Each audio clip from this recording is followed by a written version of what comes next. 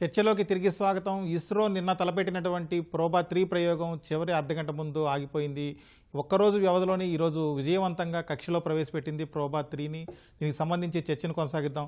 శేషగిరిరావు గారు, ఒక్కరోజు ముందు వచ్చినటువంటి సాంకేతిక సమస్యతోటి చివరి క్షణాల్లో ఆగిపోయిన ప్రయోగం కేవలం 24 గంటల్లోనే ఇంత విజయవంతంగా పూర్తి చేయడానికి ఎట్లా సాధ్యమైందంటారు?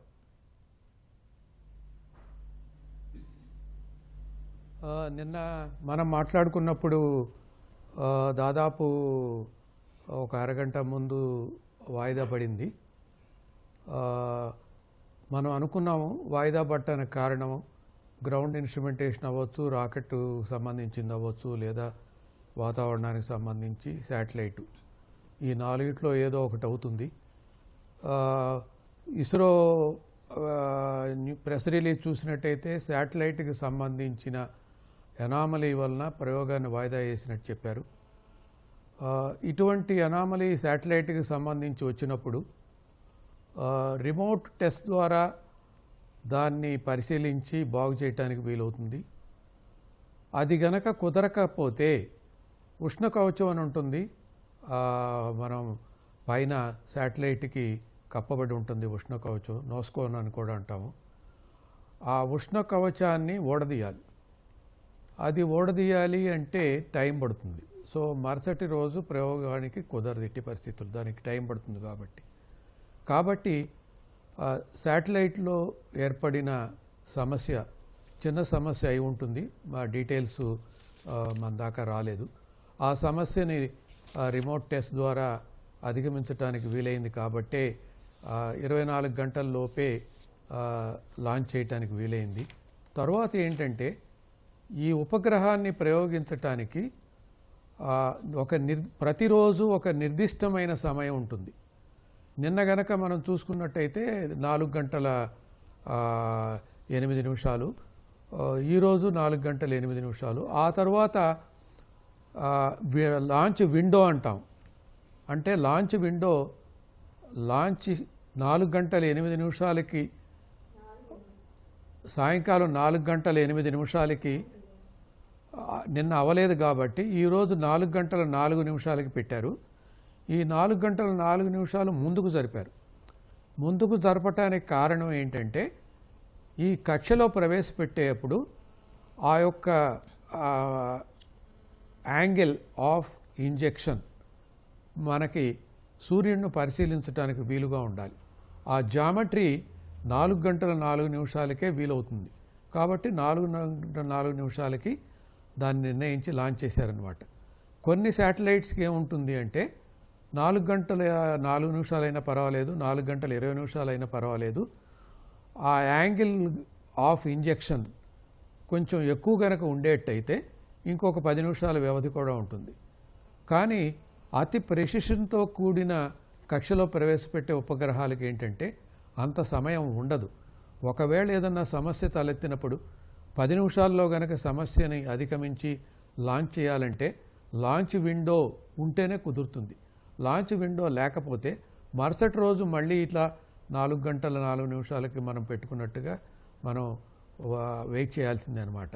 ఇది మామూలుగా ఇక్కడే కాదు, ఏ రాకెట్ని ప్రయోగించినా కూడా ఏ సమయానికి ఉపగ్రహాన్ని కక్షలో ప్రవేశపెట్టేప్పుడు ఎటువంటి మనకి ఇంజెక్షన్ జామెట్రీ ఉండాలి అనేది నిర్ణయించి దాని ప్రకారం లాంచ్ చేస్తారనమాట.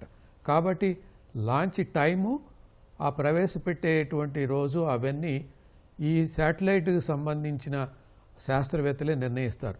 దాని ప్రకారమే లాంచ్కి సంబంధించిన కౌంట్ డౌన్ మనం ఎన్ని గంటల ముందు నుంచి ప్రారంభించాలనేది నిర్ణయం జరుగుతుందన్నమాట. కాబట్టి సమస్యను అధిగమించడానికి చాలా తక్కువ టైమే పట్టింది కాబట్టి 24 గంటలు వ్యవధిలో లాంచ్ చేయడానికి కుదిరిందని చెప్పుకోవచ్చు. శేషగిరిరావు గారు, అలాగే సూర్యుడి కరోనా భాగాన్ని అధ్యయనం చేయాల్సిన ఆవశ్యకత ఏంటి? సౌర కేంద్రంగా ఉన్నటువంటి అబ్బురపరిచే అంశాలు ఏమేమి ఉంటాయి? ఇప్పుడు యాక్చువల్గా సూర్యుని యొక్క కరోనాని ఎందుకు అబ్జర్వేషన్లో చూడాలంటే, ఒకటి ఉష్ణోగ్రత వ్యత్యాసం. ఉపరితలానికి కరోనాకి ఏదో 5 డిగ్రీలు 10 డిగ్రీలు కాదు, 5500 డిగ్రీలు ఒక చోటు ఉంటే కరోనాకి 1 మిలియన్ డిగ్రీలు. అసలు ఏంటి ఈ కొద్ది దూరంలోనే అంత ఉష్ణోగ్రత పెరిగిపోవటానికి కారణం ఏంటి? దీనికి సంబంధించిన ఇంధనం సూర్యగోళానికి ఎక్కడి నుంచి వస్తుంది? అది సూర్యగోళం మధ్య నుంచి కరోనానికి వ్యాపింపజేయగలుగుతుందా, ఉపరితలాన్ని నుంచి వ్యాపింపజేయగలుగుతుందా అనేది అంతుపట్టని విషయం. దాంతోపాటు ఈ కరోనా ఫ్లేర్స్ అని ఉంటాయి అన్నమాట. ఈ కరోనా ఫ్లేర్స్ ఉన్నప్పుడల్లా ఇవి కరోనా ఫ్లేర్స్ ఎంత వ్యాపిస్తాయి అంటే దాదాపు భూమి వ్యాసానికి 4-5 రెట్లకు మించిన దూరం వరకు వ్యాపిస్తుంటాయి కరోనా ఫ్లేర్స్.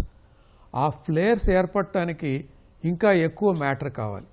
ఆ మ్యాటరు ఏర్పడే విధానం మనం ఏదైనా తెలుసుకోవచ్చు అనేది ఒకటి.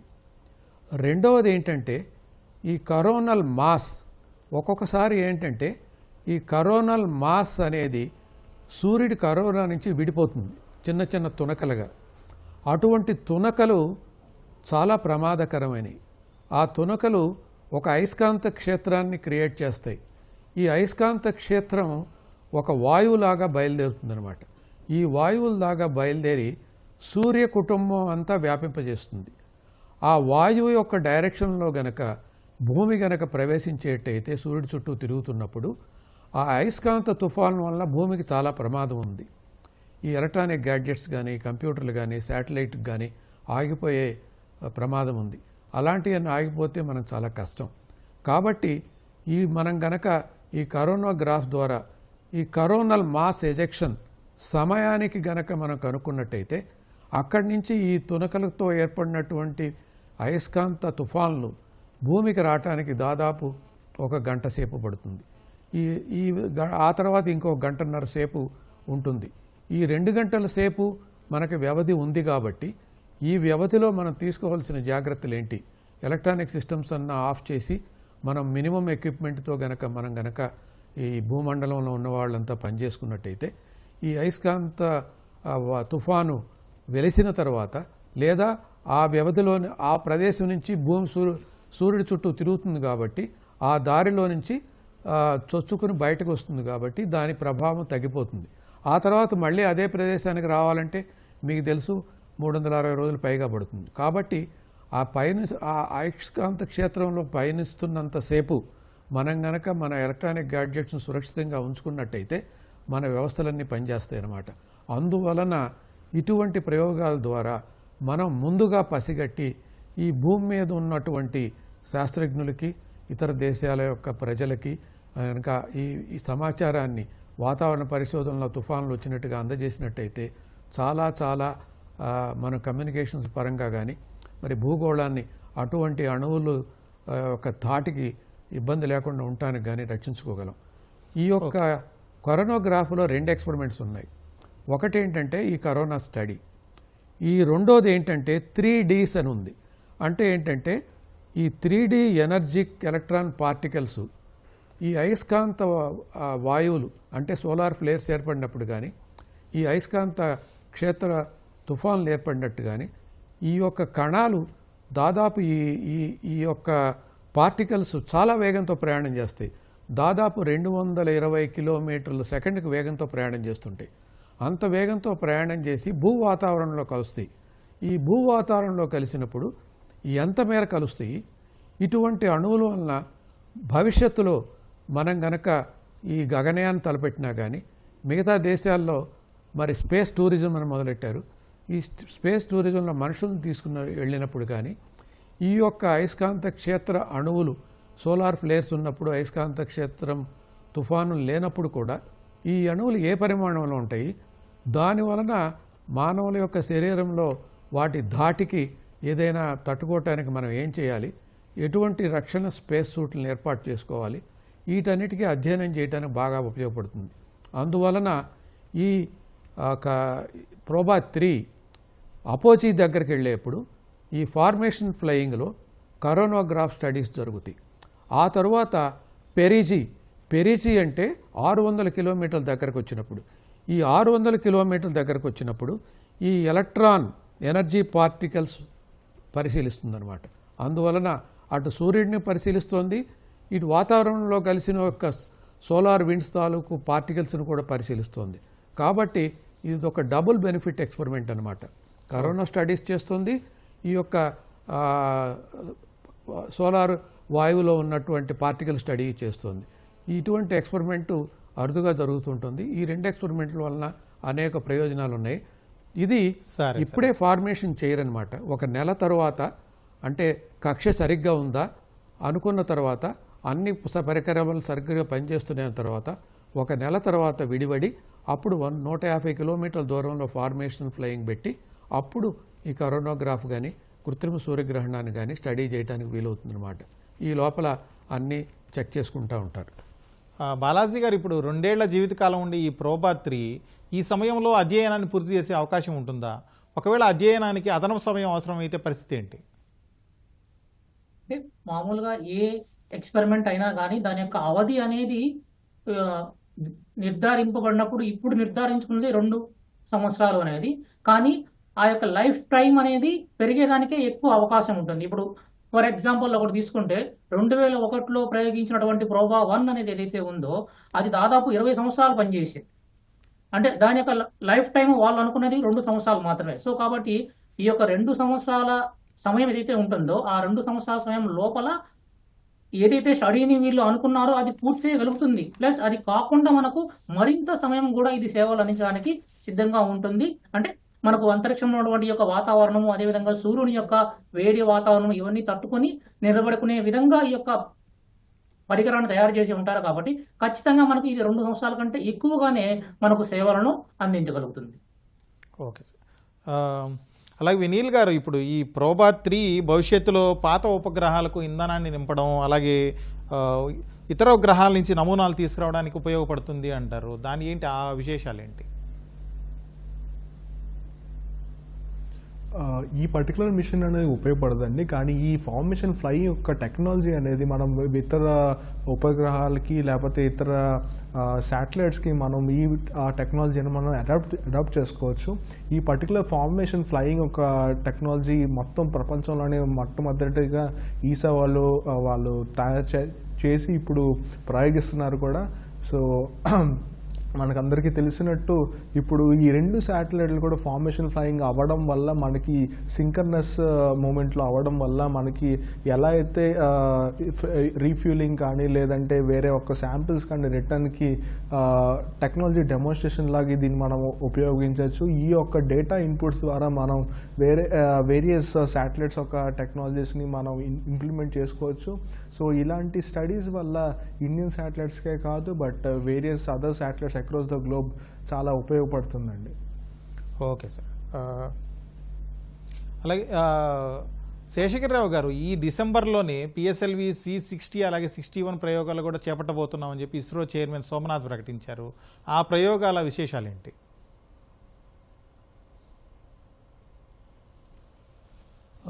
దీని తర్వాత చైర్మన్ అడ్రస్ ఇందాక విన్నాం కదా అందరూ. ఆయన ఏం చెప్పారంటే PSLV C60 ప్రయోగం ఉంటుంది అని చెప్పారు. మీరు ఇస్రో వెబ్సైట్లో చూసినట్టయితే PSLV C60 ప్రయోగం స్పేడెక్స్ అనే ప్రయోగానికి సిద్ధం చేస్తున్నట్టుగా రాస్తున్నారు. స్పేడెక్స్ అనేది కూడా జంట ఉపగ్రహాల ప్రయోగం. దాంట్లో డాకింగ్ని ఇస్రో సైంటిస్టులు ఎక్స్పెరిమెంటల్గా ప్రయత్నిస్తున్నారన్నమాట. అంటే 2 ఉపగ్రహాలు విడివిడిగా పయనిస్తున్నప్పుడు వెనక ఉన్న ఉపగ్రహాన్ని చేజర్ అంటారు, ముందు ఉన్న ఉపగ్రహాన్ని టార్గెట్ అంటారు.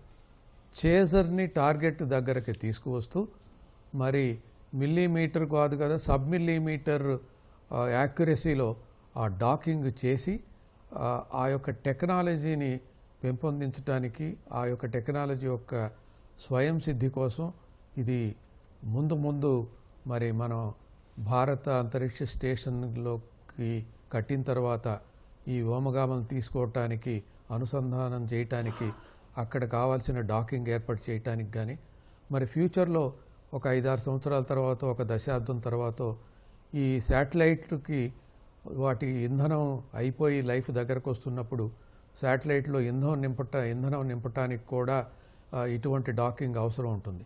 కాబట్టి స్పేస్లో ఏ ఆర్బిట్లో అయినా డాకింగ్ సంబంధించిన టెక్నాలజీ మాస్టరీ కావాలంటే ఇటువంటి ప్రయోగం మనకి అవసరం.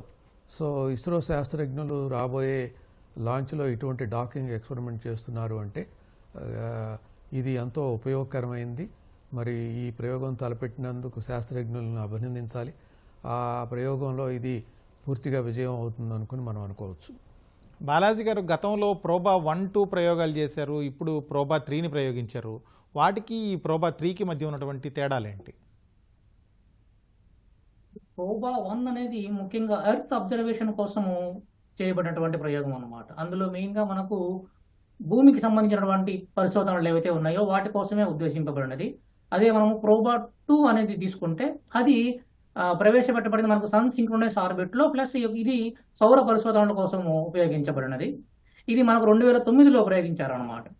ఇప్పుడు ఇదే ప్రోబా 3 అనేది మనకు ఒక స్పెషల్ ఎక్స్పెరిమెంట్. అది ఇప్పుడు మనము శేషగిరిరావు గారు చెప్పినట్టు ఇది ఒక డబుల్ సెట్.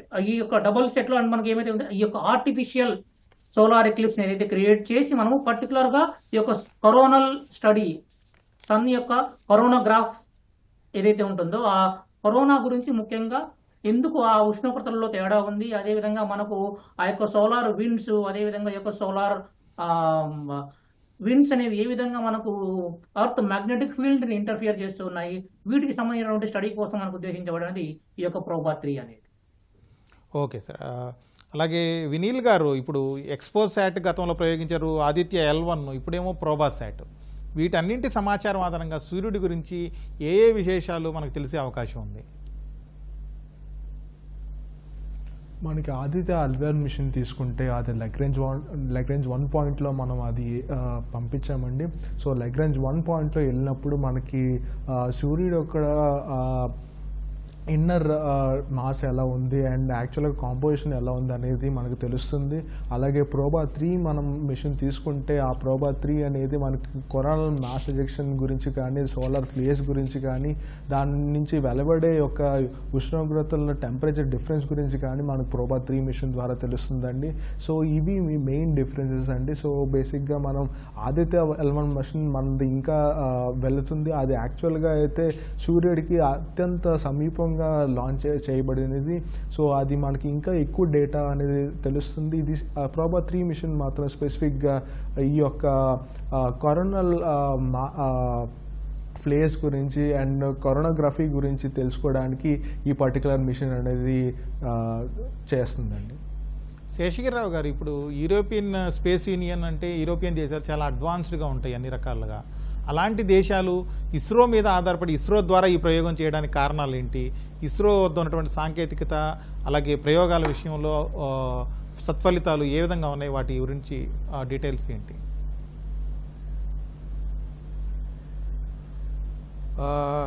ISRO PSLV కనుక చూసుకున్నట్టయితే దీనికి వర్క్ హార్స్ అని పేరు. దీనికి ఈ యొక్క PSLV యొక్క గొప్పతనం ఏంటంటే ఇది ఫ్లెక్సిబుల్ కాన్ఫిగరేషన్. ఫ్లెక్సిబుల్ కాన్ఫిగరేషన్ అంటే ఇందాక మనం అనుకున్నాం, ఆ ప్రథమ దశలో దాని చుట్టూతో 6 చిన్న మోటార్లు ఉన్నాయి. 6 చిన్న మోటార్లు అన్నీ తీసేసి కూడా ప్రయోగించవచ్చు. దానివల్ల మనం తీసుకెళ్లే శాటిలైట్ వెయిట్ తగ్గిపోవచ్చు. కానీ 6 మోటార్లు లేకుండా చేస్తే అది కోర్ ఎలోన్ అంటారు. అలా కాకుండా 6 చిన్న మోటార్లు, ఏది S139 చుట్టూతో ఉన్నాటికి, అది కాకుండా 4 మోటార్లతో కూడా చేయొచ్చు, 6 మోటార్లతో కూడా చేయొచ్చు. కాబట్టి అక్కడే మనకు కాన్ఫిగరేషన్లో 3 తేడాలు ఉన్నాయి. ఆ తరువాత 4వ స్టేజ్కి వచ్చినట్టయితే ఆ 4వ స్టేజ్లో ఒకసారి మోటార్ స్టార్ట్ చేసిన తర్వాత ఒక శాటిలైట్ను ఒక ఆర్బిట్లో పెట్టి మొదటి శాటిలైట్కి ఒక ఆల్టిట్యూడ్ అనుకుని రెండో శాటిలైట్కి వేరే ఆల్టిట్యూడ్ అనుకుంటే మనం మోటార్ని 4వ దశలో ఉన్న మోటార్ని మండించిన తర్వాత ఒక శాటిలైట్ వదలటానికి ఆపేసి శాటిలైట్ని ఇంజెక్షన్ చేసిన తర్వాత మళ్ళీ మోటార్ని ఆన్ చేసి వేరే ఆల్టిట్యూడ్లో రెండో శాటిలైట్ని కూడా ప్రయోగించవచ్చు. అలా చేస్తున్నారు. కాబట్టి ఏంటి దీని ఉద్దేశం? అందులో మోటార్ని ఆన్ అండ్ ఆఫ్ చేసుకోవచ్చు. అది చాలా క్లిష్టమైన ప్రక్రియ అన్నమాట. దానిలో కూడా ఇస్రోకి ప్రావీణ్యత ఉంది. దానితో పాటు ఎవరైనా వచ్చి మాకు ఇన్ని కేజీల శాటిలైటే ఉందండి అంటే 4వ స్టేజిలో నింపే ఇంధనాన్ని తగ్గించి వాళ్ళకు కూడా సౌకర్యం కల్పించవచ్చు. ఆ తరువాత మీరు ఈ ఆర్బిట్ చూసినట్టయితే పిఎస్ఎల్వి రాకెట్ కూడా మొదటిసారి 600 కిలోమీటర్లు ఇంటూ 60 కిలోమీటర్లు ప్రయోగించడం అనేది మొదటిసారి. కాబట్టి మీరు ఒక్కసారి ఆలోచించండి, ఈ యొక్క రాకెట్ పనిచేయాలంటే ఆన్బోర్డ్ సాఫ్ట్వేర్ అని ఉంటుంది. ఈ ఆన్బోర్డ్ సాఫ్ట్వేరు స్ట్రాపాన్స్ లేకుండా ఒకసారి, స్ట్రాపాన్స్ 4 ఉంటే ఒకసారి, స్ట్రాపాన్లు 6 ఉంటే ఒకసారి, మరి ఫోర్త్ స్టేజ్ 2 సార్లు మండించాలంటే ఒక రకంగాను, తక్కువ ఇంధనంతో ఒక రకంగాను, ఆ తరువాత ఇట్లా 60,000 కిలోమీటర్లు అంటే ఒక రకంగాను, దీన్నే మన జియో శాటిలైట్ కూడా వాడుకోవచ్చు. ఈ రకంగా పర్మిటేషన్లు కాంబినేషన్లు చూసుకుంటే చాలా వస్తాయి. దీనికి సంబంధించిన సాఫ్ట్వేర్ ఆన్ బోర్డ్ ప్రతి లాంచ్కి ఒక డిఫరెంట్ సాఫ్ట్వేర్ వస్తుందన్నమాట.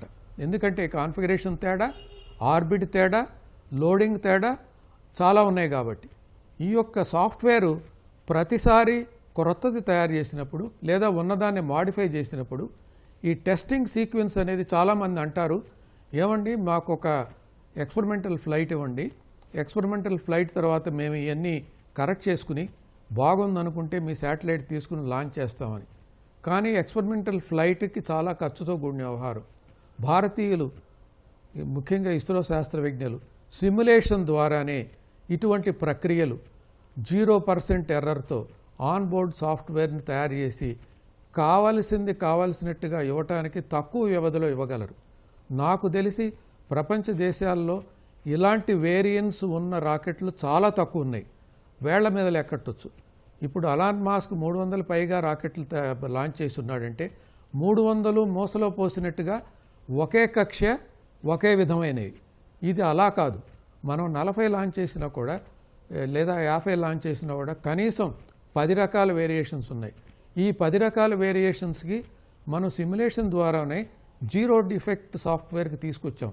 కాబట్టి అడిగిన వెంటనే ఆల్మోస్ట్ జీరో డిఫెక్ట్ సాఫ్ట్వేర్ లాంటి రాకెట్ ఉన్న ఇవ్వగలం. కాబట్టి ఎవరైనా కూడా ఒక ప్రత్యేకమైన ఎక్స్పెరిమెంట్ చేయాలి అంటే భారతదేశంలో ఉన్న పిఎస్ఎల్విని కానీ జిఎస్ఎల్విని కానీ ఆశిస్తారనటంలో ఎటువంటి సందేహం లేదు. మిగతా దేశాల్లో ఏంటంటే ఏదైనా కాంట్రాక్ట్, ఈ రాకెట్ ఈసారి కక్ష మార్చాలంటే ఆన్బోర్డ్ సాఫ్ట్వేర్ తయారు చేయడానికి ప్రత్యేకంగా ఉన్న పార్టీ ద్వారా కానీ థర్డ్ పార్టీ ద్వారా కానీ చేయించి దాన్ని క్రమేణా టెస్ట్ చేసి సిద్ధం చేయాలంటే టైం పడుతుంది. వాటన్నిటిది ఖర్చుతో కూడిన వ్యవహారం. ఆ ఖర్చుతో కనుక కంపేర్ చేసినట్టయితే దాదాపు తక్కువ ఖర్చుతోనూ యూనిపిక్ ఎక్స్పెరిమెంట్ జీరో డిఫెక్ట్ దాన్ని లాంచ్ చేయడానికి వీలవుతుంది. కాబట్టి ఇటువంటి శాస్త్రజ్ఞులందరూ ప్రత్యేకమైన ఎక్స్పెరిమెంట్ ఉన్నప్పుడు భారతదేశాన్ని మరీ అడిగి లాంచ్ చేయించుకుంటారు అనుకోవటంలో ఎటువంటి సందేహం లేదు. బాలాజీ గారు, ఇప్పుడు ఈ ఇస్రో ద్వారా ప్రయోగించినటువంటి ప్రోబా 3 విజయంతో భవిష్యత్తులో మరిన్ని దేశాలు ఇస్రో మీద ఆధారపడడానికి ఈ విజయం ఎలా తోడ్పడే అవకాశం ఉంది? ఖచ్చితంగా ఈ విజయం అనేది ఇస్రోకి ఎంతో లాభాన్ని, అదేవిధంగా మరింత ప్రయోగాలు చేయడానికి, అదేవిధంగా మరిన్ని దేశాలు మనతో కొలాబరేట్ అయ్యి ఈ యొక్క జాయింట్ ప్రోగ్రామ్స్ లేదా వాళ్ళ యొక్క శాటిలైట్ లాంచ్కి సంబంధించినటువంటి కొలాబరేషన్స్ తీసుకోవడానికి ఖచ్చితంగా వీలుంది. ఎందుకంటే ఈ యొక్క పర్టికులర్ ఎక్స్పెరిమెంట్ అనేది ఒక టిపికల్ లాంచ్ అనేది ఇంతకుముందు మన శేషగిరిరావు గారు చెప్పినట్టు ఈ యొక్క హీలియో ఆర్బిట్ ఏదైతే ఉంటుందో ఆ హీలియో ఆర్బిట్లో ప్లస్ అదేవిధంగా మనకు ఉన్నటువంటి ఈ యొక్క పిఎస్ఎల్వి లాంచ్ వెహికల్ అనేది సార్ చెప్పినట్టు అది మనకు ఒక ఇంకా చెప్పాలంటే అస్త్రాలన్నింటిలోకి బ్రహ్మాస్త్రం అనేది ఎంత గొప్పదో ఆ విధంగా మనకు ఇస్రో దగ్గర ఉన్నటువంటి అత్యంత అద్భుతమైనటువంటి రాకెట్. అందులో మనకు ఒక లాంచ్ లో మనం ఏం చేయొచ్చంటే వివిధ కక్షలలో శాటిలైట్స్ ని ప్రవేశపెట్టగలిగే సామర్థ్యం ఉంది. కాబట్టి ఈ అడ్వాంటేజ్ వల్ల మనకు అనేక దేశాలు ఇంతకు ముందు కూడా మనకు భారతదేశాన్ని అప్రోచ్ అవ్వడం జరిగింది. అదేవిధంగా ఇంతకు ముందు కూడా భారతదేశాన్ని ఇంకా ఎక్కువగా అప్రోచ్ అయ్యి వాళ్ళ యొక్క శాటిలైట్స్ ఉపగ్రహాలు ఏవైతే ఉన్నాయో వాటిని వాళ్ళకు తగిన విధంగా కక్షల్లో ప్రవేశపెట్టడానికి ఇస్రోని వాడుకునే అవకాశము చాలా ఎక్కువ ఉందన్నమాట. అలాగే వినీల్ గారు, ఇప్పుడు ఈ దిగువ మధ్య కరోనా నడుమ ఉన్నటువంటి ఒక ప్రాంతంపైన దృష్టి పెట్టి ఈ ప్రోబా 3 అనేది ఓకే బాలాజీ గారు, ఈ దిగువ మధ్య కరోనా నడుమ ఉన్న ఒక ప్రాంతంపైన దృష్టి పెట్టి ఈ ప్రోబా 3 ఎలాంటి ఫలితాలను సాధించే అవకాశం ఉంది? దాని ద్వారా ఈ ప్రపంచానికి ఏ విధంగా ఉపయోగాలు ఉండబోతున్నాయి? ఇప్పుడు ముఖ్యంగా ఈ యొక్క కరోనాకి సంబంధించినటువంటి ఏదైతే మనకు ఈ యొక్క స్టడీ జరుగుతూ ఉందో, ఈ స్టడీ ముఖ్యంగా ఎందుకు ఇంపార్టెంట్ అంటే, ఫస్ట్ మనకు ఆ టెంపరేచర్ వేరియేషన్ ఏదైతే ఉంటుందో ఆ వేరియేషన్ ఒకటి, ప్లస్ మనకి ఈ సోలార్ విండ్స్ అనేవి చాలా హై పవర్ విండ్స్, ప్లస్ అవి ఈ యొక్క అదేవిధంగా ఈ యొక్క సోలార్ మాస్ ఎజెక్షన్స్ ఏవైతే ఉన్నాయో ఆ సోలార్ మాస్ ఎజెక్షన్స్ అనేవి కూడా భూమి యొక్క వాతావరణం మీద చాలా ప్రభావం ఓకే సార్. చూపిస్తాయి. సరే సార్. ఇస్రో పిఎస్ఎల్వి C-59 ద్వారా యూరోపియన్ స్పేస్ యూనియన్కు చెందినటువంటి ప్రోబా 3ని విజయవంతంగా ప్రయోగించింది. దీని ద్వారా కక్షలో కృత్రిమ సూర్యగ్రహణాలను సృష్టించి కరోనాకు సంబంధించి సూర్యుడికి సంబంధించిన అనేక విశేషాల మీద పరిశోధనలు చేయబోతోంది. ఇది ప్రత్యేక చర్చా కార్యక్రమం.